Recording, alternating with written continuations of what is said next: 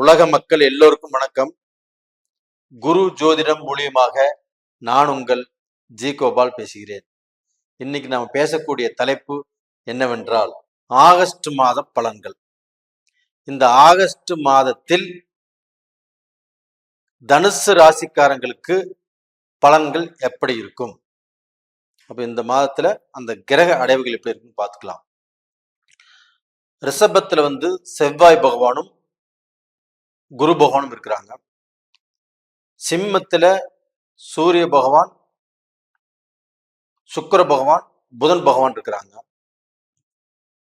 இது போக பாத்தீங்கன்னா கன்னியில கேது பகவான், கும்பத்துல சனி பகவான் வக்ரம், மீனத்தில் ராகு பகவான். அப்போ இந்த மாத கிரக அடைவுகளாகப்பட்டது தனுசு ராசிக்காரங்களுக்கு எந்த விதமான பலனை கொடுக்கவிருக்கிறது, அதை பத்தி தான் இப்ப பார்க்கிறோம். தனுசு ராசி உங்களுக்கு ஏற்கனவே நிறைய பதிவுகள் போட்டுருக்கிறோம். மாத பதிவுகள், குரு பயிற்சி, சனி பயிற்சி, சனி வக்ரம், நிறைய பதிவுகள் போட்டுருக்கிறோம். நீங்க எல்லாருமே பார்த்துட்டு வந்துட்டு இருக்கிறீங்க. பார்த்ததும் இல்லாம லைக் பண்ணி சப்ஸ்கிரைப் பண்ணி எங்களுக்கு என்கரேஜ் பண்ணிட்டு இருக்கிறீங்க. உங்க எல்லாத்துக்குமே என்னுடைய மனமார்ந்த நன்றிகள்.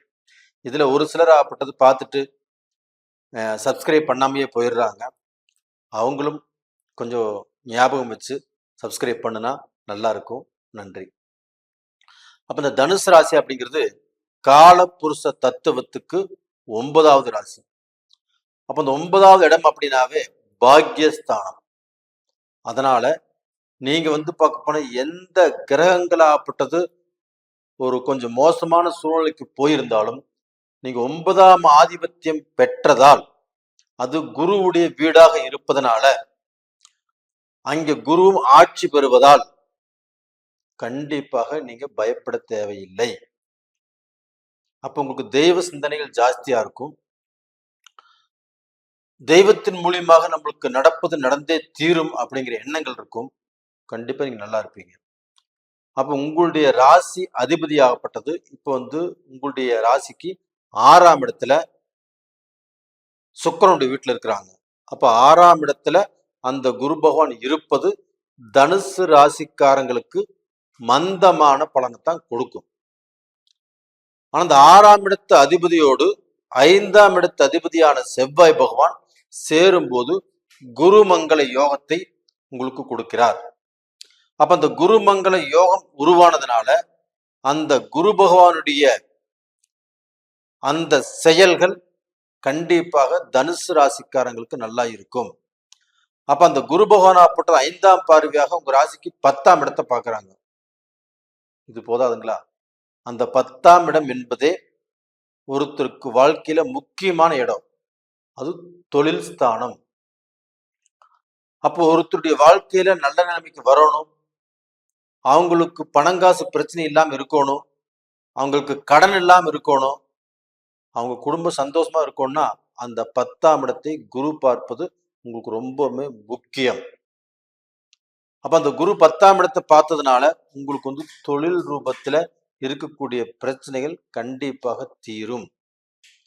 அப்ப இது போக பாத்தீங்கன்னா உங்களுக்கு குடும்ப ரீதியாக இப்ப தனுசு ராசிக்காரருடைய குடும்பத்துல நிறைய பேருடைய குடும்பத்துல சில பிரச்சனைகளும் சில வேதனைகளும் சில குழப்பங்களும் இருக்குது. எவ்வளவு குழப்பங்கள் இருந்தாலும் நீங்க வெளியே நீட்டா போயிட்டு நீட்டா வந்துட்டு அந்த குழப்பத்தை வெளியில காட்டிக்காமல் உங்களுக்கு இருக்கக்கூடிய பிரச்சனைங்கிறது நீங்கள் சொல்லாமல் யாருக்கும் தெரியாது. அதே சமயத்துல அதிகமாக நீங்க யாருக்கிட்டையும் உங்க பிரச்சனையை சொல்லிக்கிறது இல்லை. அப்படிப்பட்ட உங்களுக்கு மனசுலயே போட்டு எந்த விஷயமாக இருந்தாலும் குழப்பப்பட்டு வேதனைப்பட்டு வாழ்ந்துட்டு இருக்கிறீங்க. உங்களுக்கு இந்த பிரச்சனைகளாகப்பட்டது இந்த காலகட்டத்துல கண்டிப்பாக தீரும். அது போக பாத்தீங்கன்னா அந்த செவ்வாய் பகவானும் 8ஆம் பார்வையாக தனுசு ராசியவே பார்க்கிறாரு.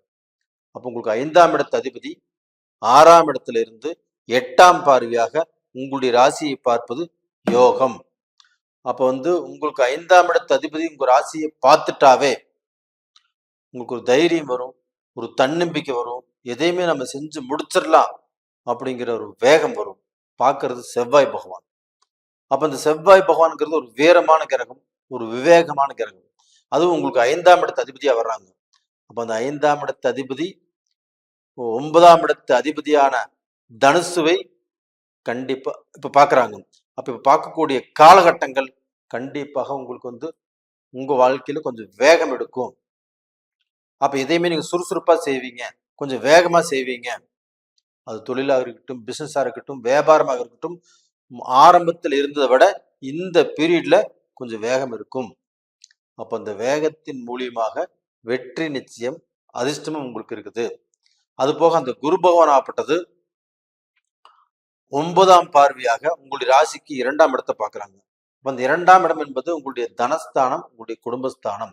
அப்போ குடும்பத்துல ஒரு சிலருக்காகப்பட்டது பிரச்சனைகள் வந்து பிரிவுகளை நோக்கி போயிட்டு இருப்பாங்க. அவங்களுக்கும் இந்த குரு பகவானுடைய பார்வையினால அந்த பிரிவுகள் வராது, பிரச்சனைகள் ஆகப்பட்டது சாந்தமாகும். கண்டிப்பாக நல்ல பொசிஷனுக்கு வருவீங்க. ரெண்டாவது பாத்தீங்கன்னா இதே மாதிரி வெளிநாட்டில் உள்ளவங்க, சிங்கப்பூர், மலேசியா, புருனே, இப்போ Thailand, Indonesia, Canada, USA, Australia, இந்த மாதிரி கண்ட்ரியில் உள்ளவங்களுக்கு வந்து பார்த்தீங்கன்னா அங்கே வாழ்றவங்க, தனுசு ராசியில பிறந்தவங்க கொஞ்சம் சோதனையும், கொஞ்சம் வேதனையும், கொஞ்சம் கஷ்டத்தோடு வாழ்ந்துட்டு இருக்கிறீங்க. அப்ப அந்த கஷ்டத்துல வாழ்ந்துட்டு இருக்கிற உங்களுக்கு அந்த கஷ்டங்கள் தீருமா, நல்லது நடக்குமா அப்படின்னா இந்த பீரியட்ல கண்டிப்பாக உங்களுக்கு நல்லது நடக்கும். ஏன்னா குரு பகவான் 6ஆம் இடத்துல போய் மறைச்சிட்டாரு. மறைந்தவன் செவ்வாயோடு சேர்ந்து குருமங்கள யோகம் வாங்குறதுனால உங்களுக்கு நல்லது. அது போக பாத்தீங்கன்னா உங்களுக்கு வந்து இந்த 7ஆம் இடத்து அதிபதி 10ஆம் இடத்துல இருக்கிறாங்க, சூரியனோடு சேர்ந்து. அங்கே புதனும் சேர்ந்து இருக்கிறாங்க. அந்த புதனும் 7ஆம் இடத்து அதிபதி தான். அப்ப அந்த புதனும் உங்களுக்கு 9ஆம் இடத்துல பாக்கியஸ்தானத்துல இருப்பதும், அந்த சுக்கிரனோடு புதன் இணைந்து இருப்பது உங்களுக்கு யோகம்.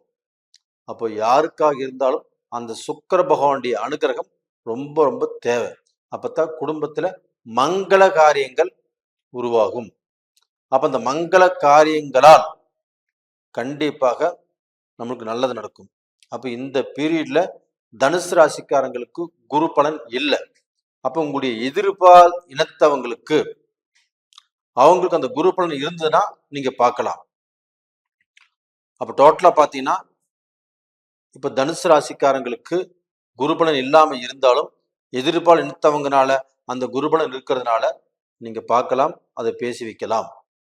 அப்ப டோட்டலா வந்து உங்களுக்கும் சுபகாரியங்கள் பேசுவதற்குண்டான வாய்ப்புகள் இப்ப நல்லா இருக்குது.